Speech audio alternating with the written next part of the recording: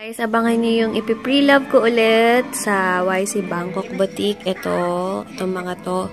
Merong Coco Cabana, meron ding For Me, may Lasa, meron ding Polo. Original na Polo, guys. Ito. And then, ito Lasa. Meron din may mga tag pa na hindi ko naman nasuot. Alam niyo yun, guys. Kaya abangan nyo. And siguro mag-film ako ng separate video later para dito. Para makita nyo na ng ayos. And then, syempre, pipicturean ko din. One by one. Meron din For Me. Ito yung pink na yan. And then, ito yung dress. Nang sinuot ko sa party. Etc. Abangan nyo later, guys. Good morning! Naglinis ako ng cabinet ko kasi may ipi-pre-love ulit ako na clothes kasi ang dami, tambak na tambak yung aking cabinet kaya kailangan mag-dispose talaga kasi kita niyo naman yung mga binili kong damit na hindi pa nagagamit, isang punton. And then, syempre, kailangan na din magbawas sa cabinet ko para naman. So, ay nako, buti ngayon meron na kami ulit kasama sa bahay. Magpapatulong ako sa kanyang maayos yung aking cabinet na yan. Siguro pag naayos yung cabinet ko talagang, ay nako, daming mawawala. Gusto kasi talagang mag-dispatch siya ng yung mga pambahay din. Papamigay ko nilang to sa anak ng kasambahay namin or gusto ni Ayla, ganyan, ng mga pambahay. So yun, work guys, and for sure, kasi pagpunta akong Bangkok, mamimili din akong damit. So, tambak na naman. Kaya, pinidispose ko talaga yung mga hindi ko na ginagamit. And, abangan nyo yun. Like my page, guys. YC Bangkok Boutique. Nasa info box para kung interested kayo sa mga pre-love clothes ko na hindi ko laging nagagamit or once. Meron nga doon na may tag pa. Hindi ko siya talaga nagamit. Kaya, ililes ko pa rin yun kahit hindi ko pa nag-liles ko yung price na makikita nyo naman dun yung price niya, then ililes ko pa. Kaya yun, kailangan mag pre-love clothes talaga. Ay, pre-love, pinagsasabi ko. Kailangan magbenta ng mga pre-love clothes talaga kasi tambak na sa aking kawawang cabinet. So yun guys, sige, mag-work muna ako. Sinabi ko lang sa inyo yung mga pre-love ko. Nag-post na rin ako ng picture sa Instagram ko. And then sa page ko ng mga medyo siguro 10 pieces plus yung nalabas ko sa cabinet ko. So yun. Ayan, nakaligo na sa wakas. Sorry, malabo. Ayan. Oo nga pala guys, yung vlog ko kahapon, sinabi ko ata sa vlog ko kahapon, paulit-ulit vlog ko kahapon, yung nabili ko is Stan Smith Superstar Adidas. No, yung ganun design, guys, Superstar yon. Then, yung Stan Smith is yung basta iba-iba yun eh. Yung may green ata yun sa likod. Basta, search nyo na lang. Pero yung sa akin, Superstar yun. And nabili ko siya almost 7,000 pesos. So, thank you talaga kay Sis Alice na nag-call sa akin na may ganitong size sa ganyan. Kaya, thank you so much. Ano nga pala, guys? Yung ipopost ko, sana tomorrow, sana makapag-picture ako mamaya. Yung mga pre-love clothes ko, may nagtatanong na ng kung magkano. Gusto ko sana lahat muna, i-post ko muna. Then, paunahan, wala yung basta, popost ko muna guys. And yung picture ko na yun, yung pinicture ko, di ba parang nakasalansan lang sila, nakatupi. Meron na nagmamind kahit hindi mo nila nakikita. Pero sige, basta bilisan ko na lang yung pag-upload. Sana makapag-picture or mapicturean ko mamaya-maya. Havay na talaga sa akin yung showtime. Lalo na tong yung kantahan nila. Kasi may, para silang nagko-contest ng, basta manood to kayo ng showtime. Wow! Dapat bayaran ako ng showtime. May lagi ko silang pinopromote. Size. Sis, mga sis. Take 2. Guys, kumakain ako ng fries. Alam niyo ba, yung yung cheese na ilinalagay namin dito. Mas masarap kung sa palengke kayo bibili. Tulad nitong binili namin sa palengke lang ito pinili. And yung tatak na is machismis. Yun talaga yung tatak dun sa plastic. Machismis. Masarap siya. Hindi siya sobrang alat. As in. Sarap. Yan, tapos na yung showtime. And dinatamad pa akong malis kasi sobrang sobrang init pa sa labas. Nga pala guys, may gusto akong tanong sa inyo. Baka may alam kayo. Gusto ko sana mag-franchise ng Angel's Burger. Alam niyo yan, yung murang burger na buy one take one. So, gusto ko mag-ganon. Kasi parang okay siya. Hindi ko alam pero gusto ko lang magkaroon ng idea kung magkano yung franchise ng ganon. Or kahit hindi Angel's Burger, bigyan nyo naman ako ng idea kung may alam kayo. Comment nyo lang or PM nyo ako. And baka meron sa inyo na nag-franchise na ng ganon, kung ano experience niya. And basta PM nyo or comment kayo below kung may mga kilala kayo or kayo mismo. Bigyan nyo akong tips and kung magkano yung puhunan or yung pag-franchise. So, yun. Tulungan nyo or bigyan nyo akong tips or kung may kakilala kayo, please let me know, ha? Thank you so much! Nakaalis na ako, guys. And yung bago namin kasambahay, mukhang okay siya ngayon.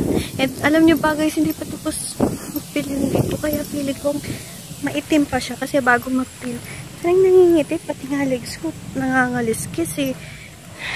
Pero nag-short ako ngayon. Ito yung kahapon na suot ko dapat pero hindi ko nasuot, diba? Pero sinot ko ngayon, sayang naman. Kaya, ayun. Malis na ako. Yung oras na. Pero, buti na lang wala ng araw. Hi pala kay Sis Angela. Naka-Viber ko ngayon lang. Hi sa'yo. Ayan, nagbukas na pala yung Showtime dito. Hello guys! Papakita ko sa inyo yung mga sandaling-sandali, yung mga pre-love clothes ko. Dapat isa-separate video ko na lang. Kaso, sasama ko na lang siya sa vlog today para tomorrow ma-upload ko na din. And wala, parang gusto ko lang isama na lang para isa video na lang. So, eto guys, eto hindi ko pa nasusuot to. Sa Lasa, ito may tag pa and then 250 ko siya nabili, I mean, pero syempre ililes ko pa yan kahit na hindi ko pa siya nasuot, ililes ko pa rin. Ito siya, ganito siya, flowy siya guys, ganyan, and super nice nito, lalo na yung likod niya pag ganyan yung effect, as in maganda, small to medium or large, pwede siya, and okay to kung white shorts or pants. Yan, basta flowy lang ang peg. And then next, ito hindi ko pa rin nasusuot. Ito, pa-sexy siya guys. Ayan, makikita nyo naman sa picture kung paano siya masuot, kung anong itsura niya. Ito siya, ganyan. Basta, and then backless ulit yung likod niya.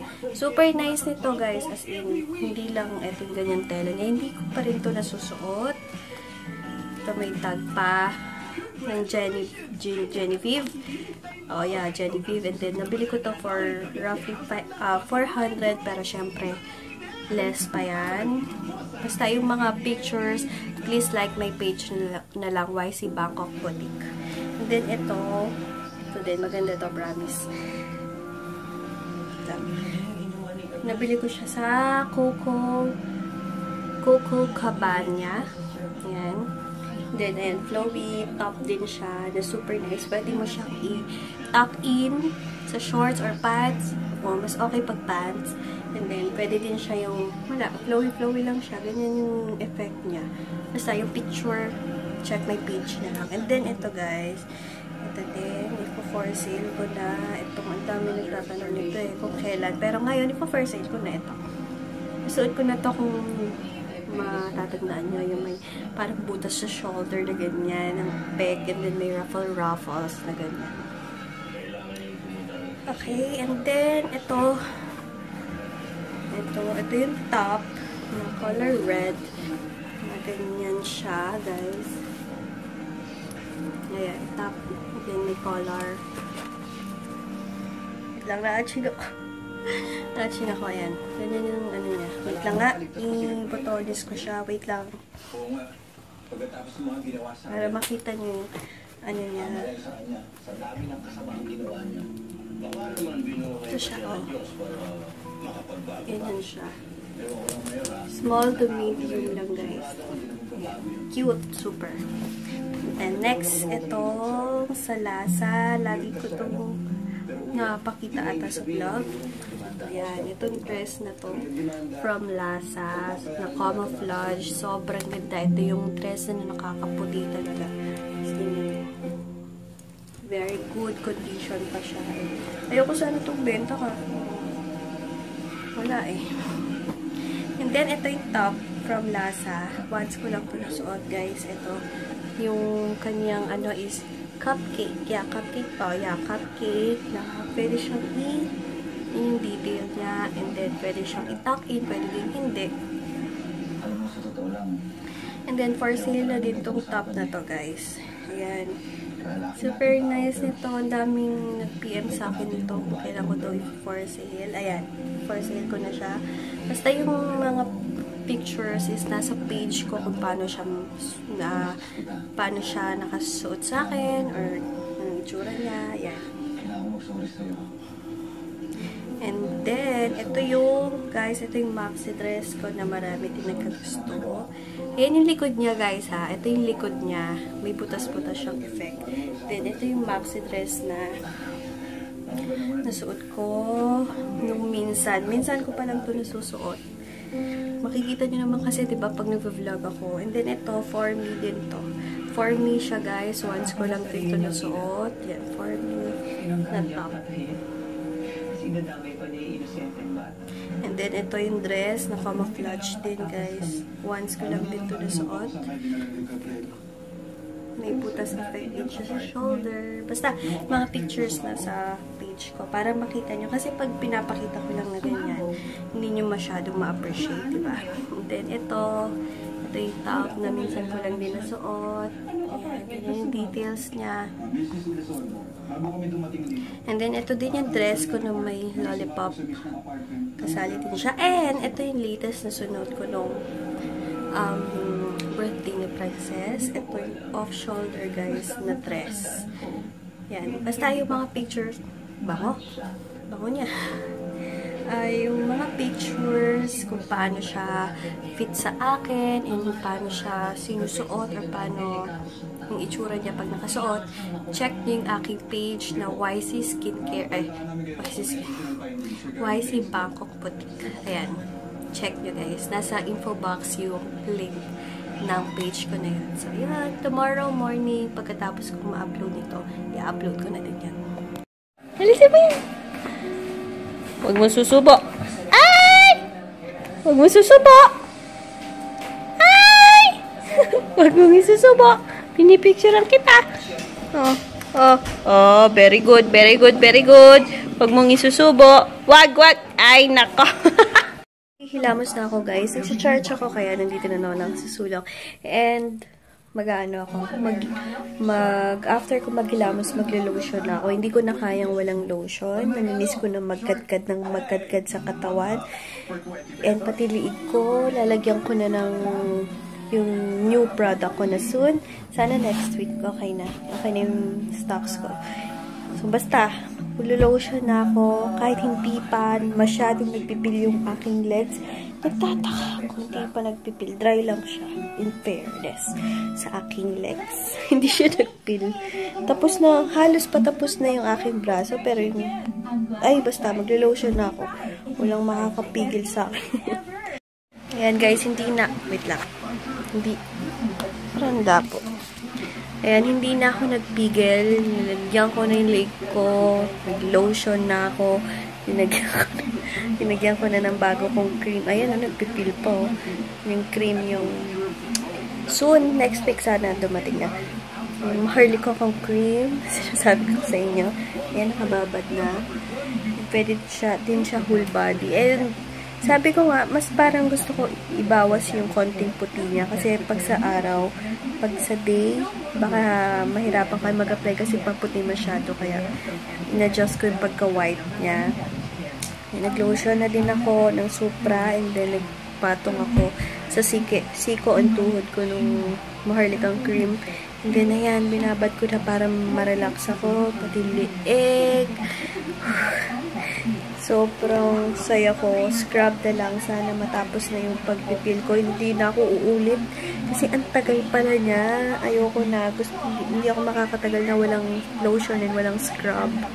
Good night na guys. Kasi weird ang itsura ko. So yan, good night. Thank you for watching. Please don't forget to like this video kung nag-enjoy kayo. And subscribe sa mga hindi pa nakaka-subscribe. Maraming salamat sa panonood. God bless.